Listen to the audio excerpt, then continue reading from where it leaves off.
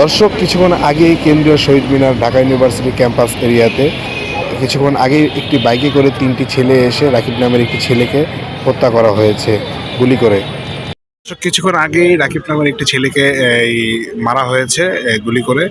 তো সেখানে একাধিক মানুষের আনাগোনা রয়েছে। আমরা ইতিমধ্যে দেখেছি যে সেখানে র্যাবের একটি টিম, সোয়াট টিম এখানে আসছেন। সাথে সাথেই এই জায়গাটি সিল কালার করে দেওয়া হয়েছে ইতিমধ্যেই।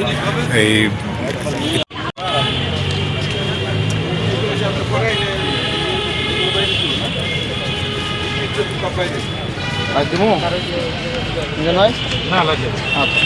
বন্ধ রাখ।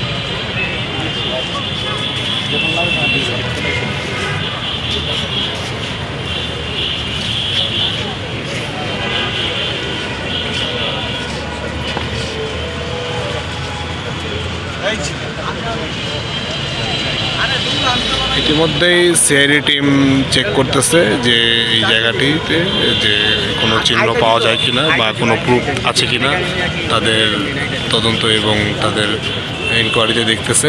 দর্শক, তাদের মতো করে তারা ট্রাই করতেছে। যদি এখান থেকে কোনো ক্লু পাওয়া যায়, সেই ক্লু থেকে যদি আসামিকে শনাক্ত করা যায়, সেইখান থেকে সিআইডি টিম নিজেই দেখতেছে বিষয়গুলো।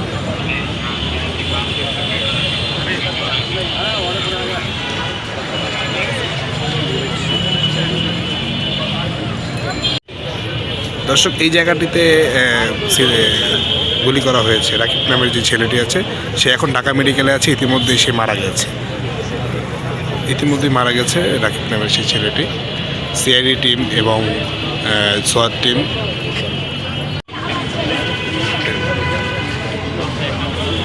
এর মধ্যে একাধিক সোয়াট টিম রয়েছেন।